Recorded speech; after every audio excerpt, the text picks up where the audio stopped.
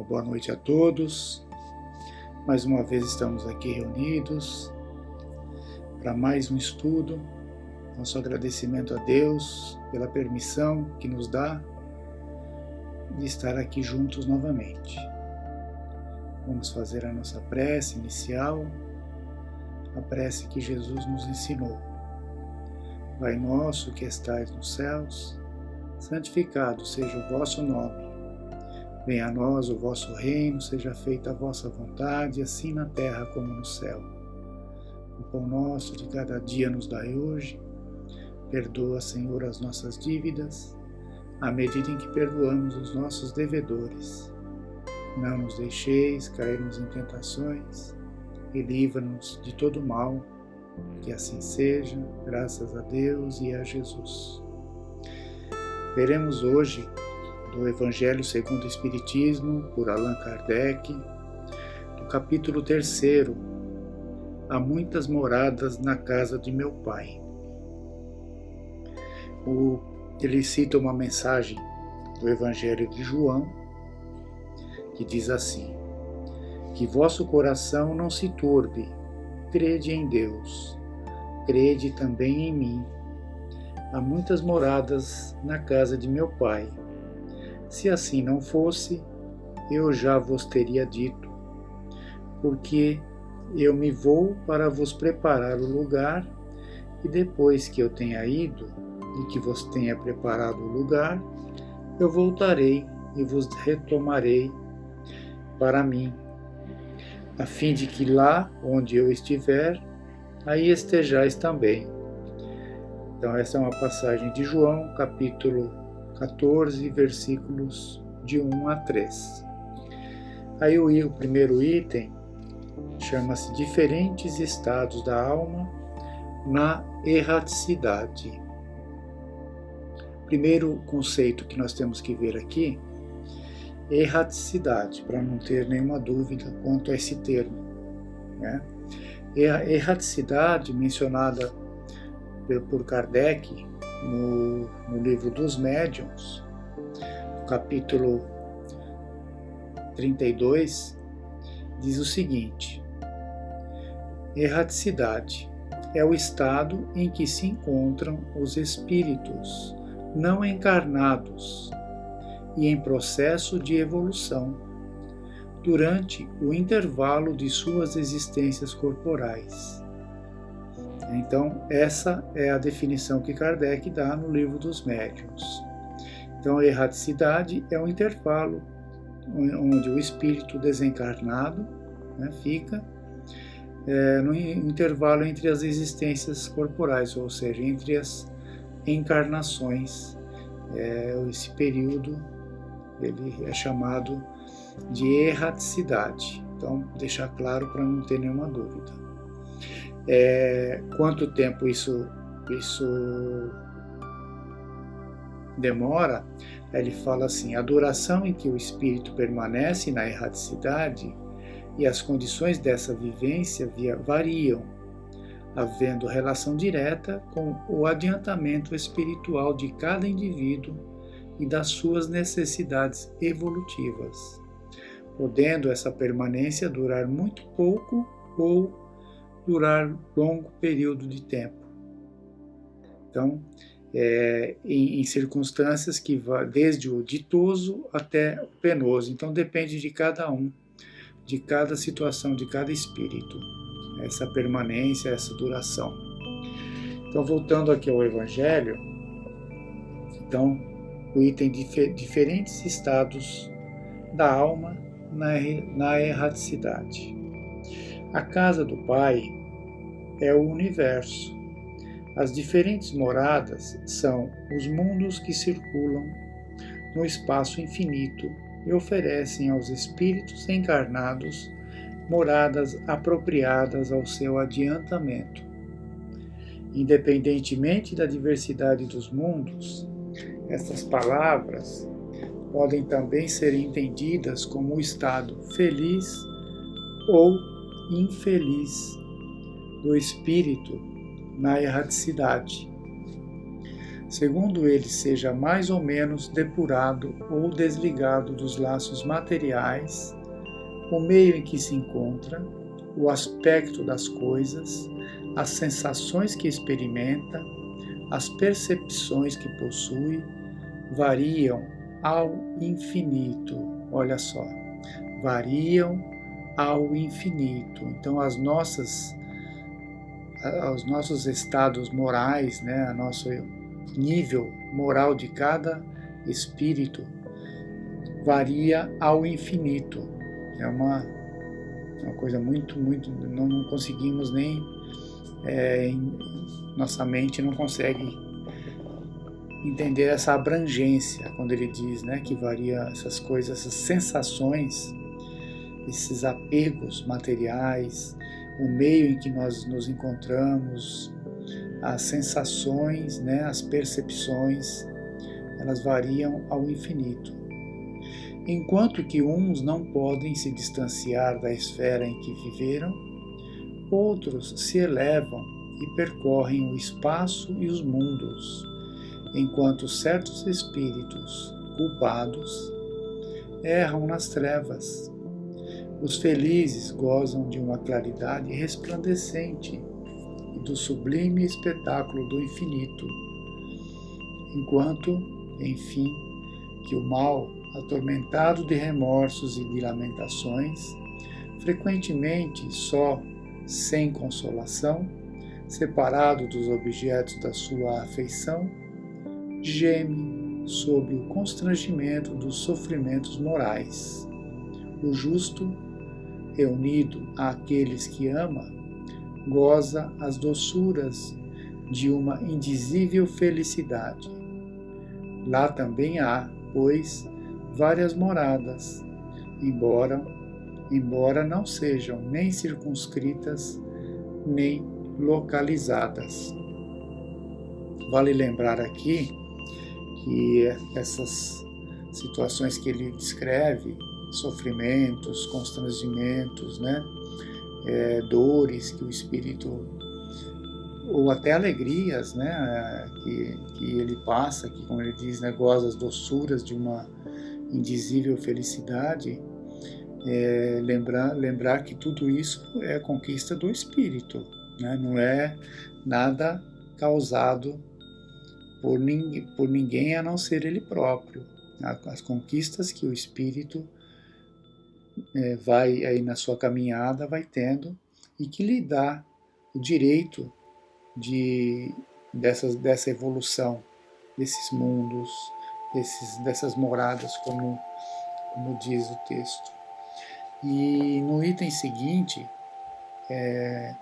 do Evangelho, diz assim, as diferentes categorias de mundos habitados, né? Então, para que a gente possa compreender um pouco mais. Ele diz assim, do ensinamento dado pelos Espíritos, resulta que os diversos mundos estão em condições muito diferentes uns dos outros, quanto ao grau de adiantamento ou de inferioridade de seus habitantes. Entre eles, há os que seus habitantes são ainda inferiores aos da Terra, física e moralmente. Outros estão no mesmo grau e outros lhes são mais ou menos superiores em todos os aspectos. Nos mundos inferiores, a existência é toda material. As paixões reinam soberanamente e a vida moral é quase nula. À medida que esta se desenvolve, a influência da matéria diminui, de tal sorte que, nos mundos mais avançados, a vida, por assim dizer, é toda espiritual. Então, vemos que a escala dos mundos, dos planetas habitados, né, como diz no texto anterior, é infinita, para que a gente possa ter uma ideia da comparação com a Terra. Existem mundos inferiores à Terra e existem mundos iguais à Terra, outros planetas iguais à Terra e outros superiores à Terra. Então essa é a escalada que na caminhada que o espírito tem na sua evolução. Mas sempre lembrando da primeiro texto que foi lido aqui,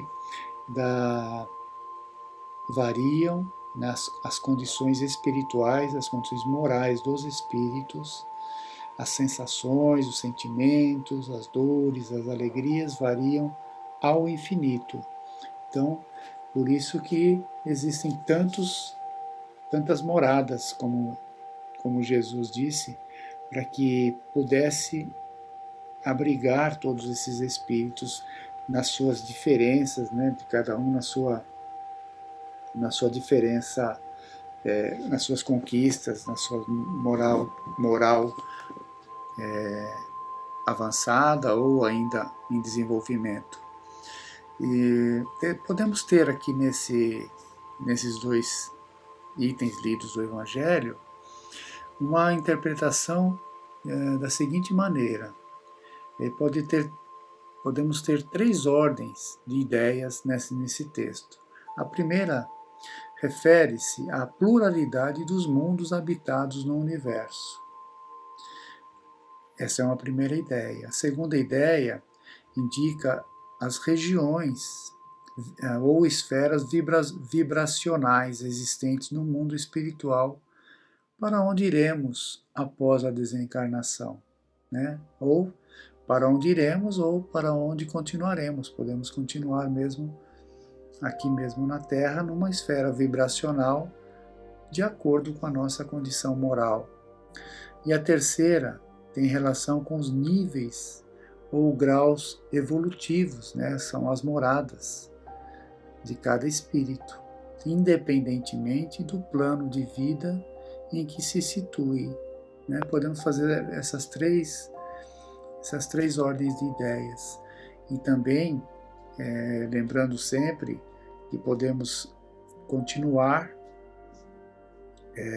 dentro do mesmo planeta, em situações vibracionais diferentes, né? Porque as atrações, nós seremos atraídos por aquele grupo espiritual que fazemos parte, de acordo com os nossos sentimentos, com as nossas tendências. E podemos continuar no mesmo planeta. Isso não quer dizer que sairemos do planeta.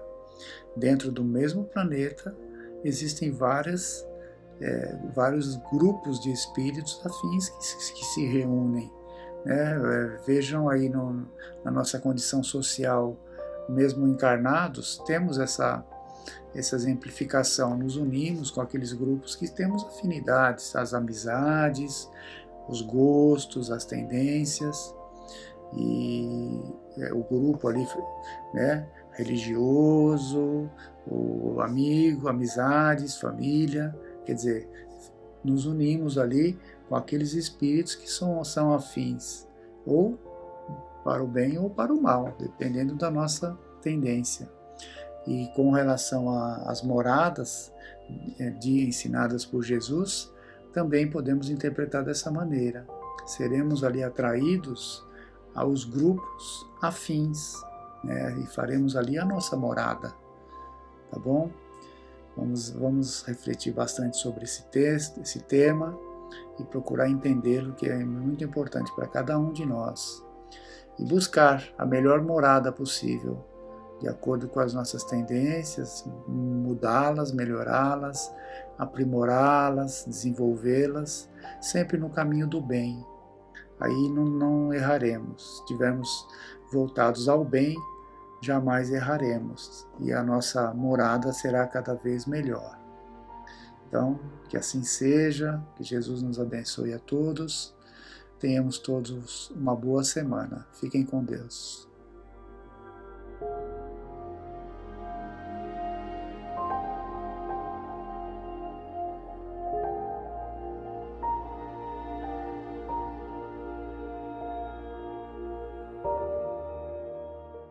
Boa noite a todos vocês. Eu gostaria de falar hoje sobre um livro muito especial que foi editado pela primeira vez pela Federação Espírita Brasileira há 33 anos. E agora, em 2020, ele foi reeditado pela mesma federação, pela FEB, e cujo título é Testemunhos de Chico Xavier. Vale lembrar que no início desse livro existe uma dedicatória do próprio Chico à escritora Sueli Caldas Schubert, datada de 27 de março de 1987, na cidade de Uberaba. E essa escritora foi a responsável pelos comentários existentes nesse livro.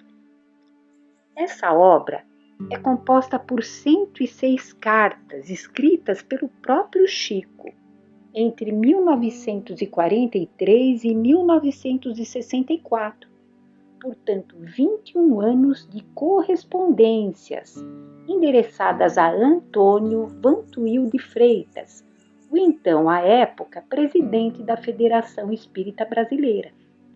Ele se manteve nesse cargo por 27 anos. Precisamos entender que naquela época as comunicações eram comumente feitas por cartas. Não existia a comunicação imediata e nem os recursos tecnológicos que estão atualmente presentes na vida de todos nós. Então, essas 106 cartas acompanharam a sua trajetória mediúnica como psicógrafo de uma grande parte dos seus livros.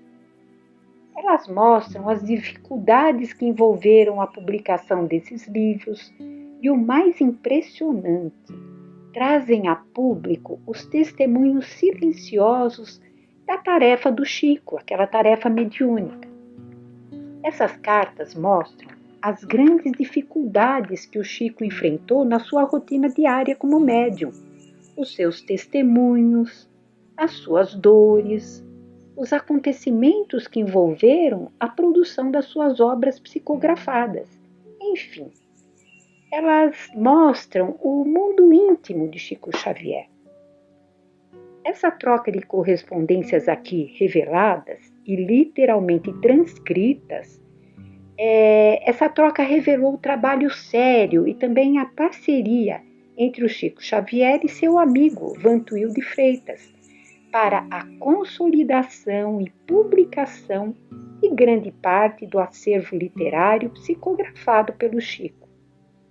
Com o endosso dele próprio, o Chico Xavier, e sugestão de Francisco Thyssen, presidente da Federação Espírita Brasileira a partir de 1975, essas cartas foram publicadas formando esse livro, e cada uma delas teve o comentário da médium, escritora e palestrante Sueli Caldas Schubert, designada para esse trabalho. Seus comentários têm o propósito de evidenciar a programação espiritual entre Emmanuel, Chico Xavier, envolvendo a FEB, Vantuil de Freitas, e a vivência evangélica do próprio Chico, com sua coerência doutrinária e a sua mediunidade com Jesus. Bom, apresentado esse livro de uma forma resumida, eu gostaria agora de me referir à carta de número 29, que faz parte do livro, e ela se denomina Caso Marcelo. Essa personagem, Marcelo, ela foi reconhecida por Vantuil de Freitas como seu filho, Zeus Vantuil, além dos acontecimentos ocorridos em seu próprio lar e que se encontra no livro psicografado pelo Chico, No Mundo Maior, capítulo 8, pelo Espírito André Luiz. Bom, agora eu vou ler um trecho da carta do próprio Chico para o Vantuil. Então, essas são as palavras do Chico agora. Quando psicografei o caso Marcelo, também muito me comovi. Observei como ele é estimado por André Luiz, pelos comentários carinhosos do amigo espiritual. Marcelo bem merece essa estima, pela sua elevação e grandeza d'alma. Quando recebi as páginas a que nos reportamos, tive grande desejo de escrever-te, mas achei melhor esperar que as lesses para que descobrisses o assunto. Trata-se de observação que ficou inteiramente comigo. És a única pessoa com a qual troquei ideias. É melhor guardarmos os apontamentos na intimidade. Então, vamos agora, resumidamente, nos referir a esse capítulo citado no livro No Mundo Maior, cujo título é denominado No Santuário da Alma. Vamos aqui entender que o nome Marcelo do livro corresponde ao filho de Vantuil de Freitas, o Zeus Vantuil, com esse pseudônimo Marcelo. Então vamos lá. André Luiz e o instrutor Calderaro penetram na residência em que Marcelo e sua família residiam. Marcelo há tempos era assistido por Calderaro, que o supria com as energias de que necessitava. A família era composta por 3 pessoas que se afinavam com esses trabalhos espirituais: o pai, a mãe e o filho Marcelo. Havia, sim, outros irmãos, mas que ainda não se afinavam com essa missão do casal. Esse rapaz, o Marcelo, ele sofria de convulsões que emergiam de sombras do passado, apesar de seu lar ser um santuário, com o cultivo da prece, da boa conduta e de reuniões lá feitas com a finalidade de auxílio, com a presença e trabalho de grande número de espíritos abnegados e amigos. Então, naquela época, as reuniões espíritas eram feitas nas próprias casas. Não haviam, como hoje, os locais apropriados, como os centros espíritas.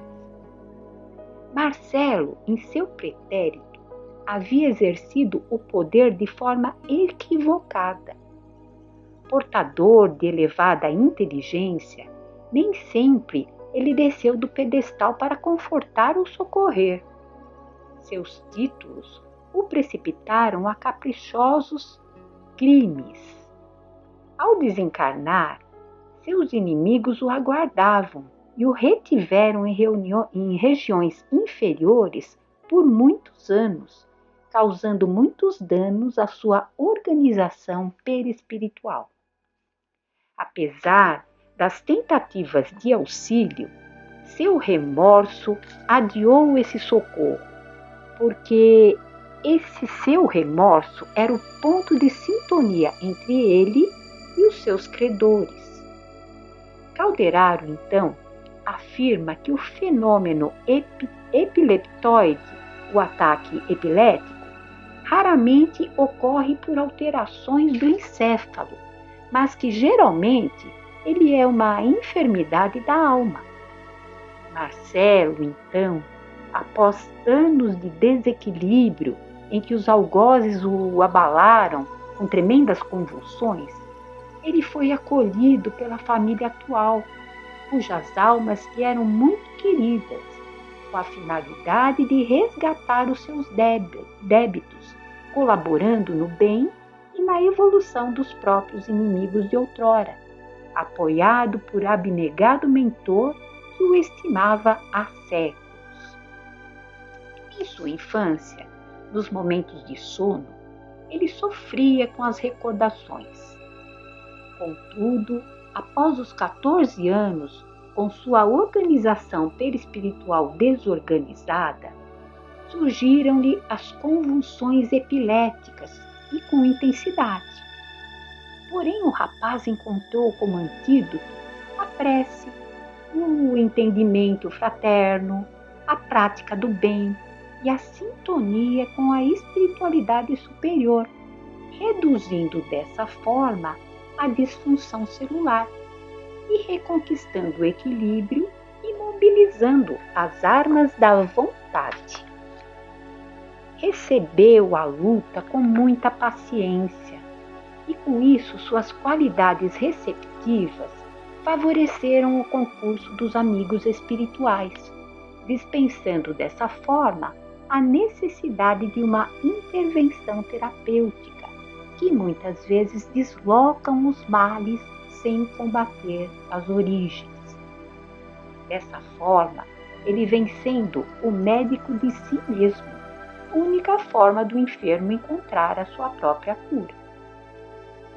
Quando o jovem Marcelo adormeceu, ele foi se encontrar com Calderaro e, inclusive, se referiu a André Luiz, indagando sobre suas impressões de nosso lar, porque ele era um estudioso já do Espiritismo, então ele conhecia já o nosso lar, né?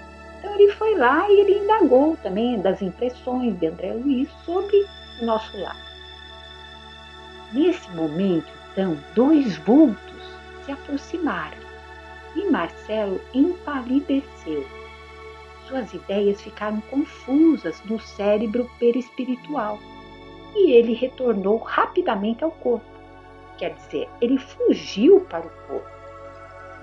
Calderaro, então, explicou que Marcelo, apesar dos esforços, ele não se encontrava totalmente curado. A simples reaproximação dos inimigos o remetia à situação dolorosa de muitos anos. Quando voltaram ao interior doméstico, encontraram o jovem tomado de contorções. Então, André Luiz pergunta o porquê de, naquela atmosfera de santificantes pensamentos, surgiu aquela perturbação.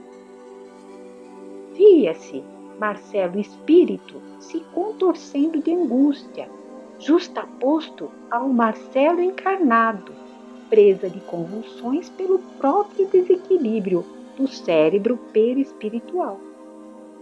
O orientador o envolveu em emissões fluídicas que acabaram por dominar a desarmonia.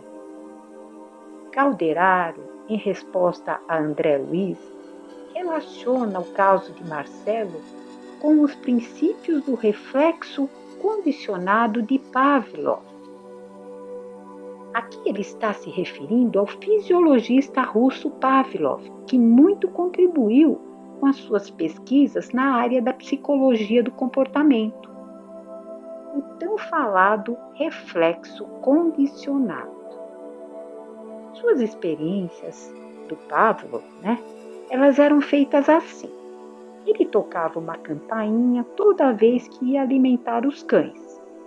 Depois de um certo tempo, apenas com o toque daquela campainha, mesmo sem a presença do alimento, esses cães começavam a salivar. Então, eles associavam o som da campainha à hora em que iriam ganhar o alimento. Esse é o reflexo condicionado a que Calderaro se referiu. Então, prossegue o Calderaro. O organismo perispirídico de Marcelo arquivava a lembrança do muito que sofreu nas zonas inferiores antes da encarnação. As zonas motoras, como símbolo das forças conscientes, constituem região perispiritual em convalescença.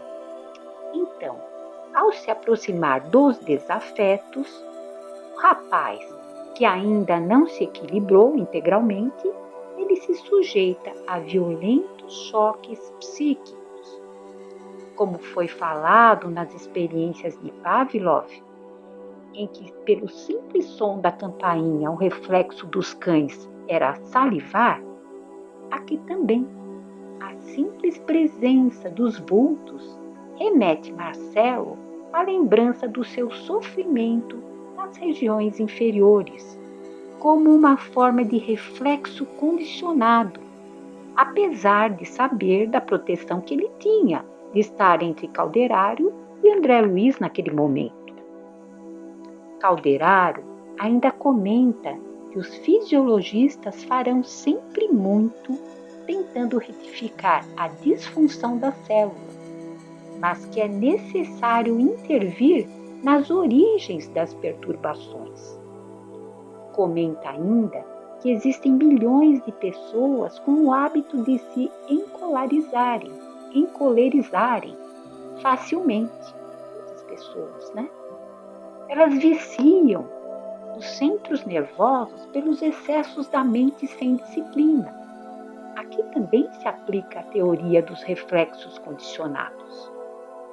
Então, o homem, pela própria conduta, ele pode vigorar a própria alma ou ele pode lesá-la. Nesse instante, Marcelo se reergue e abraça os dois, Calderaro e André Luiz, dizendo que fraquejou, que caiu. Ao que o orientador lhe responde: "Oh, não te sintas em queda, estás em tratamento. Teu esforço é admirável, mas é necessário a contribuição do tempo." O jovem, então, pergunta ao benfeitor se deve optar pelo uso de hipnóticos, ao que o benfeitor responde: "Não, os hipnóticos são úteis só na fase de absoluta ignorância mental. Em teu caso, em que a consciência acordou na espiritualidade superior, o remédio mais eficaz é a fé positiva, na autoconfiança, no trabalho digno, em pensamentos enobrecedores para a própria iluminação e no bem do próximo." Então, depois dessas lições, nós podemos refletir em 3 pontos pelo menos. Primeiro ponto: André Luiz é um verdadeiro repórter que nos traz notícias do mundo espiritual, muitas vezes se utilizando de pseudônimos. Ele nos mostra que as personagens por ele citadas existem, que elas são reais, que os depoimentos que ele nos traz não são histórias, mas são fatos verídicos do que acontece nos 2 planos, nas mais diversas situações que ele nos apresenta. Segundo ponto, nós vimos aqui que por mais que tenhamos provas difíceis, expiações a enfrentar, não nos falta a proteção divina. E o terceiro ponto, nosso agradecimento ao Chico Xavier por ter compartilhado suas lutas, seu sentimento mais íntimo e momentos de testemunho que nortearam sua missão aqui na Terra. Diante dessas reflexões aqui apresentadas, imbuídos do desejo de nos tornarmos pessoas melhores diante de todo esse conhecimento, que sejamos eternamente gratos por essas verdades que nos alcançam. Pai nosso que estais no céu, santificado seja o vosso nome. Venha a nós o vosso reino e seja feita a vossa vontade, assim na terra como no céu. O pão nosso de cada dia nos dai hoje, Senhor. Perdoai as nossas dívidas, assim como perdoamos aos nossos devedores. Não nos deixeis cair em tentações, mas livrai-nos de todo o mal. Muita paz a todos e até uma próxima oportunidade. Que assim seja.